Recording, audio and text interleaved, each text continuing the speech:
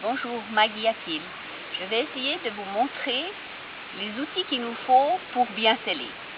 Donc on va utiliser un niveau pour mettre entre les pattes du cheval pour être sûr que le sol est à niveau. On va utiliser un niveau, la longueur de la selle, pour être sûr que lorsqu'on va mettre la selle sera à niveau. On va utiliser un mètre qui va nous permettre de mesurer la hauteur au garrot et au cul. On va utiliser une partie souple qui va nous permettre de calculer la grandeur du garrot ou l'inclinaison du dos. On pourrait également utiliser un fil de fer pour faire la même chose ou une mesure de garrot. Maintenant, sur cette photo, nous pouvons voir que nous recherchons trois choses. 1. La liberté d'épaule. 2. De mettre le point le plus bas au centre de la selle. Et 3. Que nous ayons la liberté de la colonne vertébrale. 3 points très importants. Maintenant, je vais utiliser un amortisseur dont on verra ici qu'il y a une liberté d'épaule afin de pouvoir laisser le cheval se remuscler et l'épaule circuler en pleine liberté. On va essayer de sceller. On va regarder. On voit que mon niveau est à plat. Je vais juste essayer de lui mettre la jambe à plat. Ici. Avance un pas. Voilà, un pas. Stop. Voilà. Encore. Bravo. Mon cheval est à plat. Je vais voir si à niveau c'est toujours bon. Voilà. Voilà. Donc je vais retrouver la selle à 1,50 m. 1,51 m et le garrot à 1,63 m.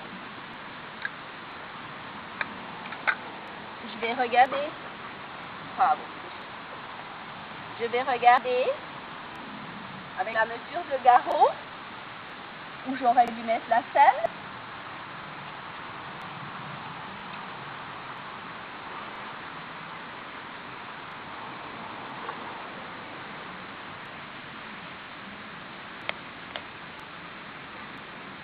Et là, je vois qu'on est large. Après, je vais prendre ça. Oui, c'est ça.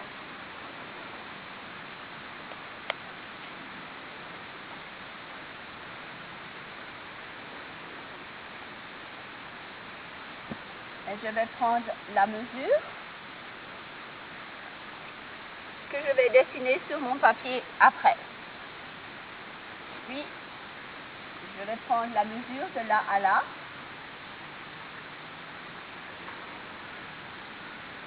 Ce qui va me permettre, à ce moment-là, de faire une selle sur mesure en reportant ça sur mon papier.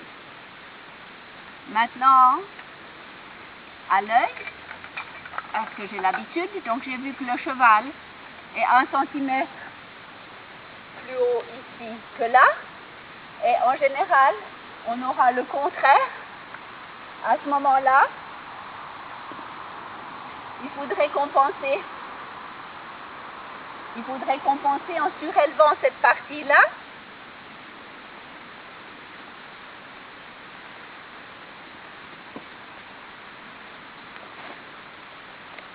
Avec des amortisseurs, des pads ou d'autres pads. Maintenant, moi je vais utiliser ce pad-là qui a la liberté d'épaule parce qu'on voit que l'épaule ici a besoin de circuler.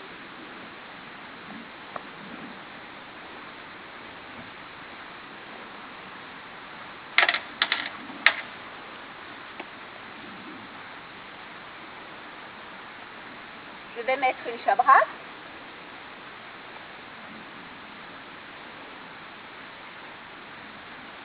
Je vais mettre pour la liberté d'épaule.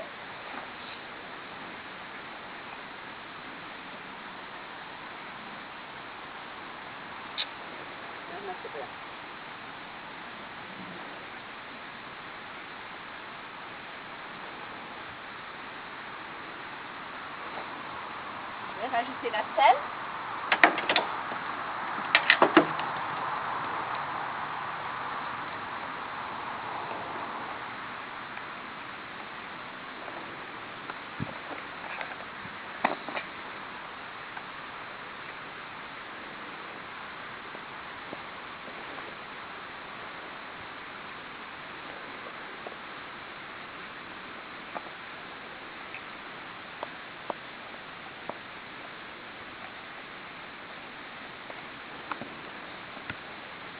Mais c'est ça pour protéger si jamais c'est un accident.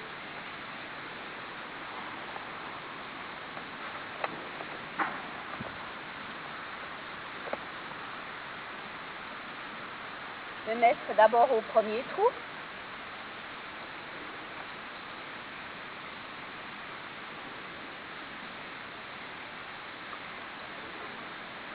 Et je vais vérifier ma liberté d'épaule.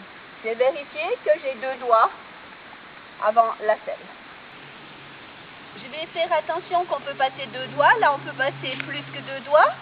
Mais je vais d'abord ressangler de l'autre côté où j'ai qu'un trou. Là, j'en ai déjà 2.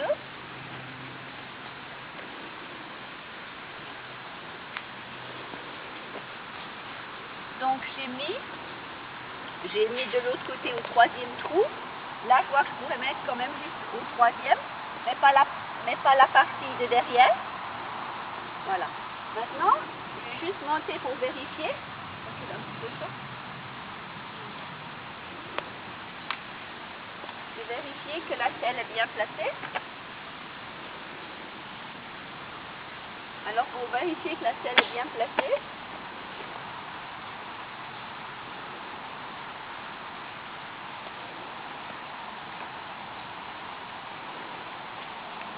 je couvre le cheval. Pourquoi t'es monté avec le tabouret?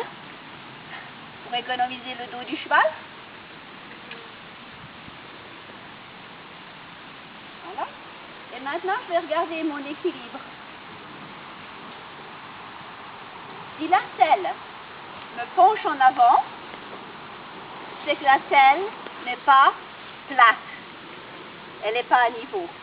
Si je suis droite, la selle n'est non plus pas à niveau, mais je vais me mettre à l'endroit où j'étais avant, afin de mettre les pieds de mon cheval à niveau, à plat, voilà.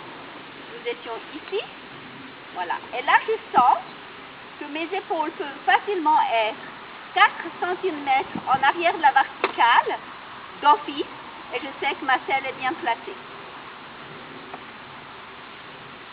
Brava.